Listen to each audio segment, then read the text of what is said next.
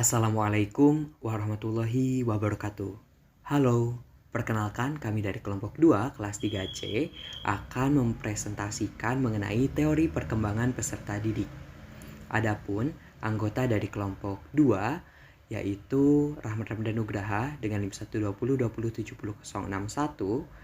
Sinta Nurmalasari dengan NIM 12020706069, dan Siti Elia Fitrianingsih dengan NIM 12020707073. Nah, sebelum teman-teman mendengarkan pemaparan materi dari kelompok kami, alangkah baiknya kita membacakan kalimat basmalah bersama-sama. Bismillahirrahmanirrahim. Yuk kita lanjut, selamat mendengarkan. Pembahasan yang pertama adalah pengertian teori perkembangan. Teori perkembangan adalah teori yang memfokuskan kepada perubahan-perubahan dan perkembangan struktur jasmani, perilaku, dan fungsi mental manusia dalam berbagai tahap kehidupannya, mulai dari konsepsi hingga menjelang kematian. Teori perkembangan sangat mempengaruhi perkembangan diri seorang individu. Jika semakin baik perkembangannya, maka semakin baik pula individu tersebut. Pembahasan yang kedua adalah teori-teori perkembangan peserta didik. Teori yang pertama adalah teori psikoanalisa. Bagi para teoritisi psikoanalisa, perkembangan pada dasarnya tidak disadari, yaitu di luar kesadaran dan sangat diwarnai oleh emosi. Para teoritisi psikoanalisa yakin bahwa perilaku semata-mata adalah suatu karakteristik permukaan, dan untuk benar-benar memahami perkembangan, kita harus menganalisis makna simbolis perilaku dan kerja pikiran yang paling dalam. Selanjutnya ada teori psikoanalisa menurut Freud. Freud mengembangkan gagasan-gagasan tentang teori psikoanalisa dari pekerjaan dengan para pasien mental. Ia adalah seorang dokter medis yang mengambil spesialisasi dalam bidang ilmu penyakit syaraf. Freud yakin bahwa kepribadian memiliki 3 struktur. Yang pertama itu ID atau struktur kepribadian yang terdiri atas naluri. Yang kedua itu ego, dan yang ketiga adalah superego. Freud melihat kepribadian seperti gunung es. Kebanyakan kepribadian terdapat di bawah tingkat kesadaran kita. Cara ego mengatasi konflik antara tuntutannya atas realistis, keinginan ID, dan hambatan superego adalah yang pertama itu mekanisme pertahanan, dan yang kedua adalah represi. Freud yakin bahwa kita melampaui 5 tahap perkembangan psikoseksual dan bahwa pada setiap tahap perkembangan tersebut kita mengalami kenikmatan pada satu bagian tubuh lebih daripada bagian tubuh yang lain.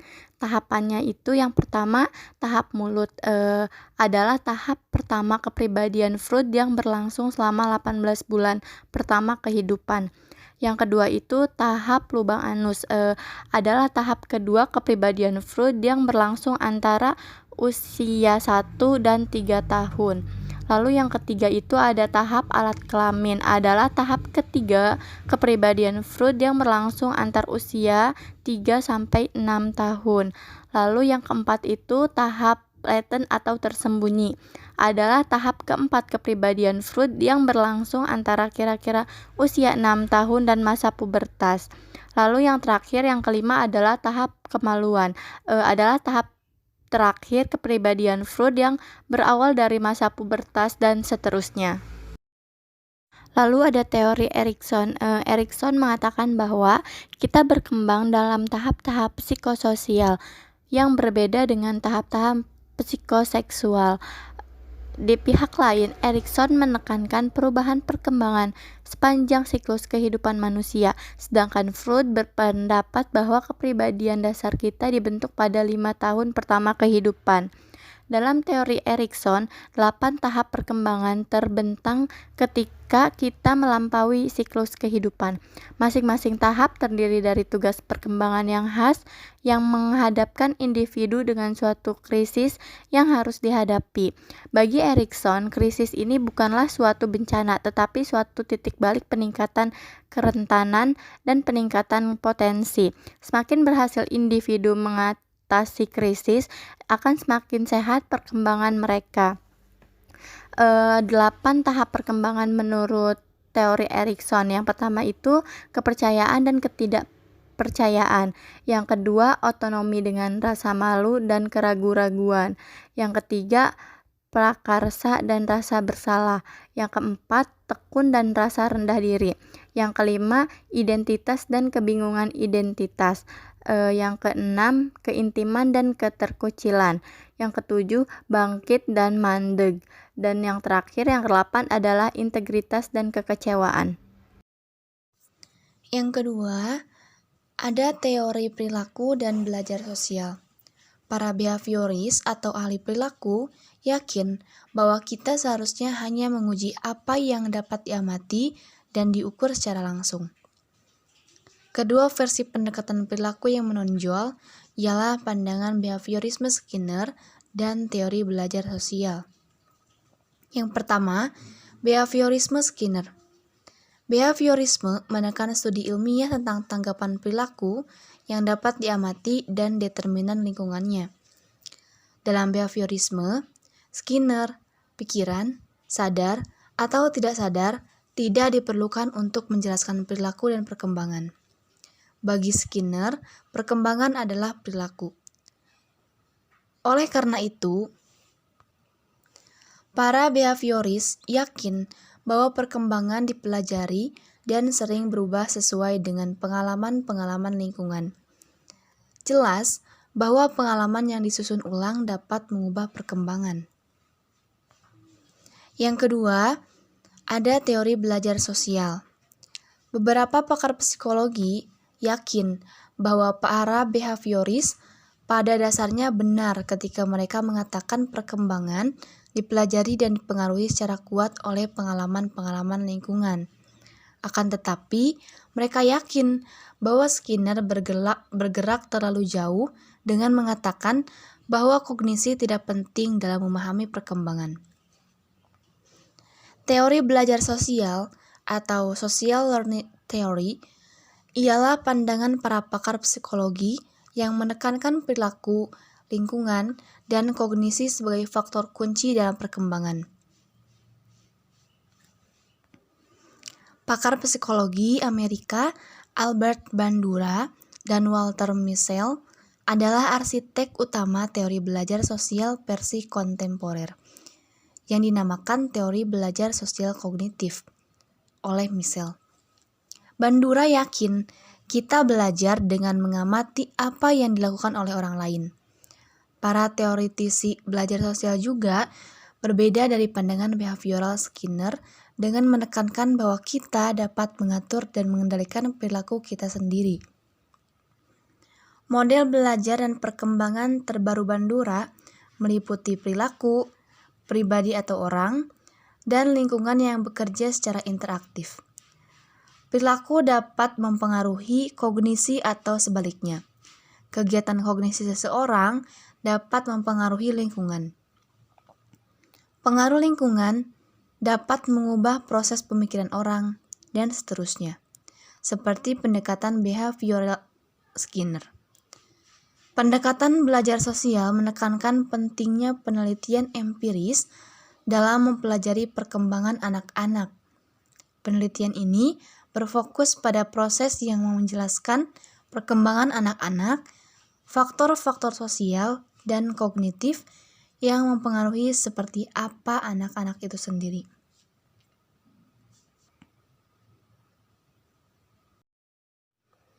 Yang ketiga, teori kognitif. Dua teori kognitif yang penting yaitu yang pertama, teori Piaget. Jean Piaget menekankan bahwa anak-anak membangun secara aktif dunia kognitif mereka sendiri. Dalam pandangan Piaget, dua proses mendasar perkembangan individu ialah pengorganisasian dan penyesuaian. Untuk membuat dunia kita masuk akal, kita mengorganisasikan pengamatan-pengamatan dan pengalaman-pengalaman kita, dan juga menyesuaikan pemikiran kita untuk meliput gagasan baru. Piaget yakin bahwa kita menyesuaikan diri dalam dua cara, yaitu yang pertama asimilasi. Asimilasi terjadi ketika individu menggabungkan informasi baru ke dalam pengetahuan mereka yang sudah ada. Yang kedua, akomodasi. Akomodasi terjadi ketika individu menyesuaikan diri dengan informasi baru. Piaget berpikir bahwa asimilasi dan akomodasi berlangsung sejak kehidupan bayi yang masih sangat kecil. Bayi yang baru lahir secara refleks menghisap segala sesuatu yang menyentuh bibirnya, atau asimilasi. Tetapi setelah beberapa bulan pengalaman, mereka membangun pemahaman mereka tentang dunia secara berbeda. Beberapa objek seperti jari dan susu ibu dapat dihisap. Piaget juga yakin bahwa kita melampaui 4 tahap dalam memahami dunia. Tahapan tersebut ialah: yang pertama, tahap sensorimotor atau sensorimotor stage, yang berlangsung dari kelahiran 2 tahun. Merupakan tahap pertama Piaget. Pada tahap ini, bayi membangun suatu perkembangan tentang dunia dengan mengkoordinasikan pengalaman-pengalaman sensor dengan tindakan-tindakan motorik fisik. Oleh karena itu, istilahnya disebut sensorimotor. Yang kedua, tahap praoperasional atau preoperational stage, yang berlangsung kira-kira dari usia 2-7 tahun. Merupakan tahap kedua Piaget. Pada tahap ini, anak-anak mulai melukiskan dunia dengan kata-kata dan gambar-gambar. Yang ketiga, tahap operasional konkret atau concrete operational stage, yang berlangsung dari usia 7-11 tahun, yang merupakan tahap ketiga Piaget. Pada tahap ini, anak-anak dapat melaksanakan operasi dan penalaran logis, menggantikan pemikiran intuitif sejauh pemikiran dapat diterapkan ke dalam contoh-contoh yang spesifik dan konkret. Yang selanjutnya, ada tahap operasional formal atau formal operational stage, yang tampak dari usia 11-15 tahun, yang merupakan tahap keempat dan terakhir Piaget. Pada tahap ini, individu melampaui dunia nyata, pengalaman-pengalaman konkret, dan berpikir secara abstrak dan lebih logis. Teori kognitif yang kedua adalah pendekatan pemrosesan informasi. Pendekatan pemrosesan informasi atau information processing approach berkaitan dengan bagaimana individu memproses informasi tentang dunia mereka, bagaimana informasi masuk ke dalam pikiran, bagaimana informasi disimpan dan disebarkan, dan bagaimana informasi diambil kembali untuk melaksanakan kegiatan-kegiatan yang kompleks seperti memecahkan masalah dan pikiran. Kondisi itu bermula ketika informasi dari dunia dideteksi melalui proses sensor dan persepsi. Kemudian, informasi disimpan, disebarkan, dan didapatkan kembali melalui proses memori. Selanjutnya yang keempat yaitu teori ekologi. Nah, Uri Bonvenbrenner pada tahun 1997 mengajukan suatu pandangan lingkungan yang kuat tentang perkembangan yang sedang menerima perhatian yang meningkat. Teori ekologi atau ecological theory ialah pandangan sosiokultural Bonvenbrenner tentang perkembangan yang terdiri dari 5 sistem lingkungan, mulai dari masukan interaksi langsung dengan agen-agen sosial atau social agents yang berkembang baik hingga masukan kebudayaan yang berbasis luas. Kelia sistem teori ekologi Bonvenbrenner ialah yang pertama yaitu mikrosistem. Nah, mikrosistem dalam teori ekologi Bonvenbrenner ialah setting dalam mana individu hidup. Nah, konteks ini meliputi keluarga individu, teman-teman sebaya, seolah dan serta lingkungan. Dalam mikrosistem inilah interaksi yang paling langsung dengan agen-agen sosial berlangsung. Misalnya dengan orang tua, teman-teman sebaya, dan guru. Selanjutnya yaitu mesosistem. Nah, mesosistem ini meliputi hubungan antara beberapa mikrosistem atau hubungan antara beberapa konteks. Contohnya adalah hubungan antara pengalaman keluarga dan pengalaman sekolah, pengalaman sekolah dengan pengalaman keagamaan, dan pengalaman keluarga dan pengalaman teman sebaya. Nah, selanjutnya yaitu ekosistem.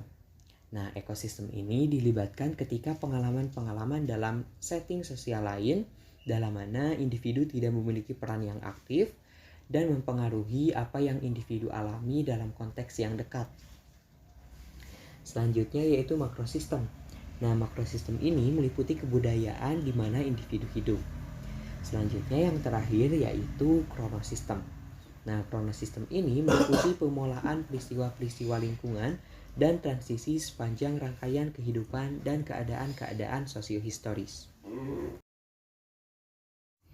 Selanjutnya yang kelima yaitu teori etologi. Nah, kepekaan terhadap jenis pengalaman yang berbeda berubah sepanjang siklus kehidupan. Adanya atau tidak adanya pengalaman-pengalaman tertentu pada waktu tertentu selama masa hidup mempengaruhi individu dengan baik di luar waktu pengalaman-pengalaman itu pertama kali terjadi.